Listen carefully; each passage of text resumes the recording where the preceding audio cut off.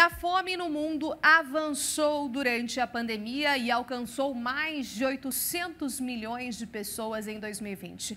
O alerta está em um relatório divulgado por várias agências da ONU que afirmam que esse foi o pior agravamento em 15 anos. A ONU reconhece que a meta de erradicar a fome no mundo até 2030 está agora mais distante. Bom, e sobre esse relatório de estado de segurança alimentar no mundo, que inclusive foi capa do Metro também hoje, jornal do Grupo Bandeirantes de Comunicação, eu converso agora com o representante adjunto da FAO no Brasil, o Gustavo Chianca. Oi, Gustavo. Bom dia, bem-vindo aqui ao nosso Bem da Terra. Bom dia, muito obrigado pelo convite. Gustavo, bastante preocupante, né? Essa situação de fome no mundo, a questão de insegurança alimentar. O que aconteceu, né? Esse retrato de insegurança alimentar no mundo aumentou significativamente durante a pandemia? Sim, aumentou muito. A pandemia foi uma situação muito desastrosa para a situação da segurança alimentar no mundo.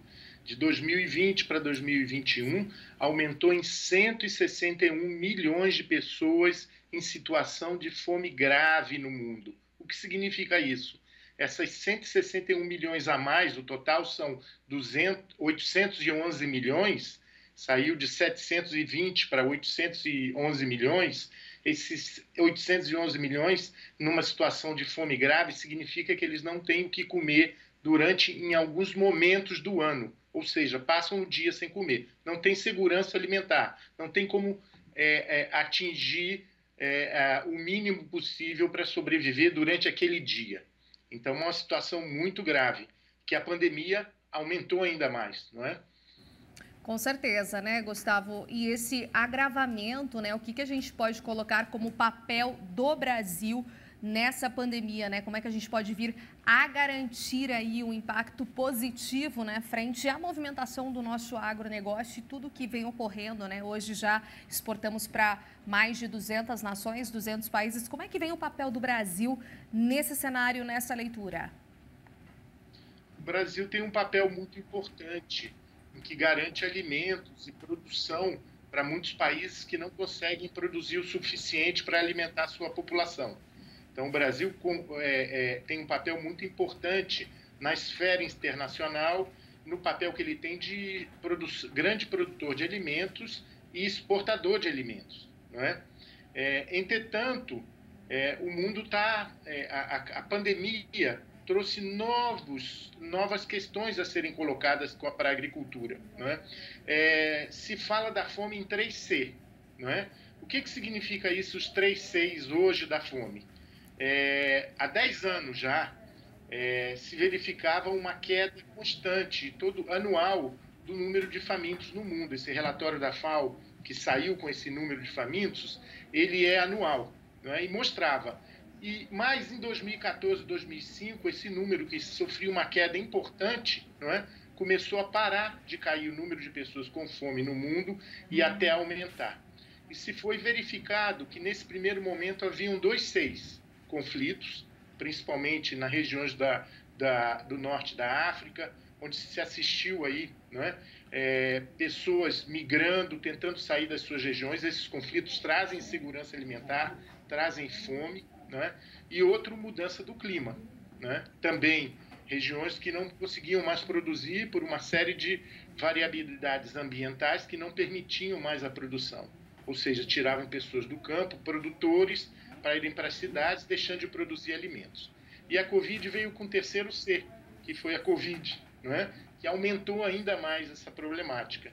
Então, hoje no mundo, nós temos que produzir mais com menos, de forma sustentável, e repensarmos, não é, os sistemas alimentares, o que vamos alimentar e de que forma vamos produzir. E o Brasil tem muito a contribuir, não só com tecnologia para o mundo, para outros países que são tropicais e que podem produzir, não é? Com várias experiências e várias tecnologias existentes no Brasil, como também a produção de alimentos pelo agro brasileiro, que produz muito, né? Muita proteína e muitos produtos agrícolas que hoje também alimentam o mundo. Gustavo, existe uma certa estimativa, né, de quanto tempo a atual pandemia deve impactar nos indicadores de nutrição e alimentação no Brasil e no mundo? Olha, é difícil se prever a situação da pandemia. Nós não sabemos o que vai ocorrer, não é? Esperamos que se acabe logo, mas ao mesmo tempo o mundo foi muito impactado, a economia mundial, não é? Entrou em crise e também não se prevê de que forma essa economia vai poder reagir e dar emprego para as pessoas poderem comprar comida. Porque o que significa você ter acesso ao alimento? É renda. Uma parcela da situação é você ter renda para poder comprar um alimento saudável e de qualidade. Isso aqui a gente está, o mundo está tendo uma dificuldade, ou seja, emprego, renda e economia. Então, nós não sabemos ainda de que forma essa pandemia ainda vai continuar impactando a situação econômica e a situação de fome no mundo. Gustavo, em relação, por exemplo, aos 3 Cs, né? Conflito, clima, Covid, né? Como bem colocado aí, posto por você. Existem também outros fatores que venham a contribuir para esse aumento dessa insegurança alimentar, né? De pessoas passando fome de fato, que aumentou significativamente, além de pessoas subalimentadas? Claro, eu citei agora o impacto econômico, não é? Então, o desemprego, a falta de renda das famílias é uma forma muito grande da insegurança alimentar. Então, uma crise econômica, e se tentar acabar rapidamente com essa crise econômica, no mundo inteiro, no Brasil, em qualquer região da América Latina, ou em qualquer região do mundo, é uma forma eficaz de resolver o problema da fome. Outra também é a criação de mecanismos do governo para poder transferir renda e transferir alimentos para a população que não acede a esses alimentos.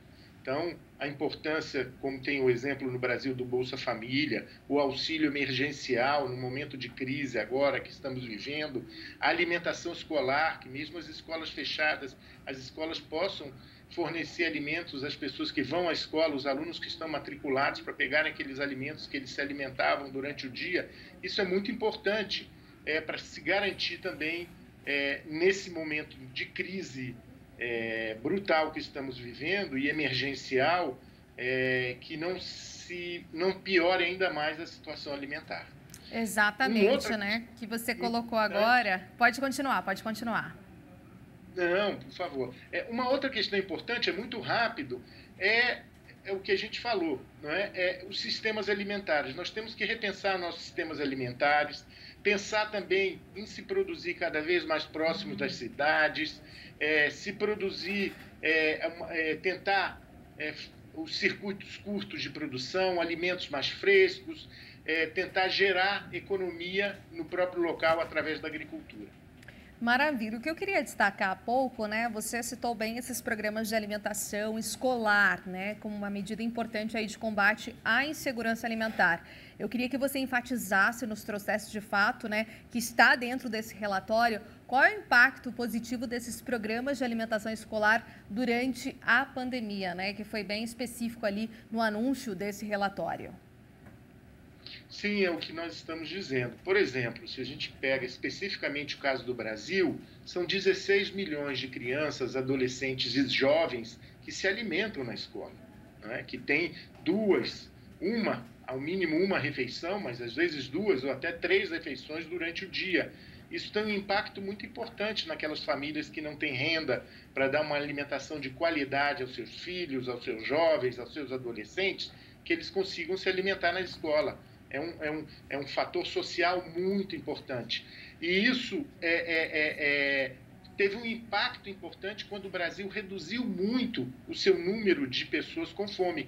A alimentação escolar mostrava que é um programa eficaz. Com a pandemia, sem escola, isso ficou dramático, porque as pessoas não tinham como aceder aos alimentos, não só no Brasil, mas em outros países da América Latina e do mundo, em que se tem um programa importante de alimentação escolar.